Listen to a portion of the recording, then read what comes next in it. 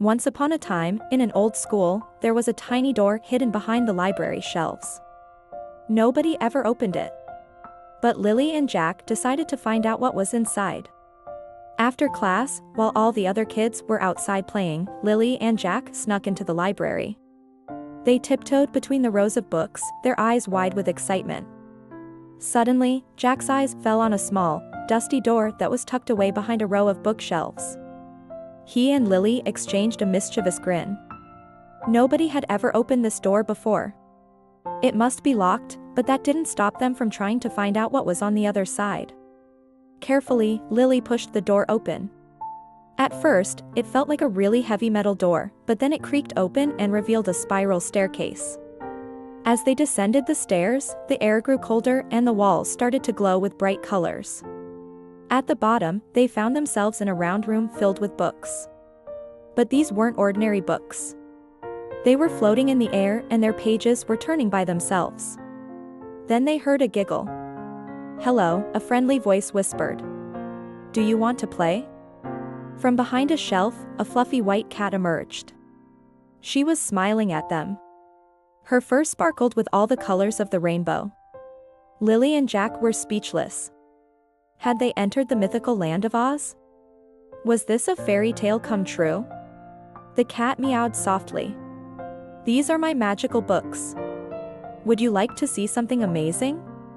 Before Lily and Jack could respond, the books began to giggle and fly around the room. They swooped and soared, twirled and dipped, and then they flew right over the children's heads. "Come on," they seemed to say. "Chase us if you can." And so Lily and Jack did. They ran around the room, laughing and screaming with delight. They chased the books as they zipped and zoomed, dodged and darted between the shelves. But as they played, they noticed something strange. The little door that they had come through was slowly beginning to close. Jack stopped running and stared at the door in disbelief. "We have to get out of here," he said to Lily. The magical cat had vanished, and now the books were floating back to their places on the shelves. "Quick," Jack whispered, grabbing Lily's hand. Together they raced toward the door.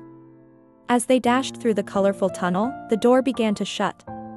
They had made it just in time. Back in the library, Lily and Jack stood panting, their eyes wide with wonder.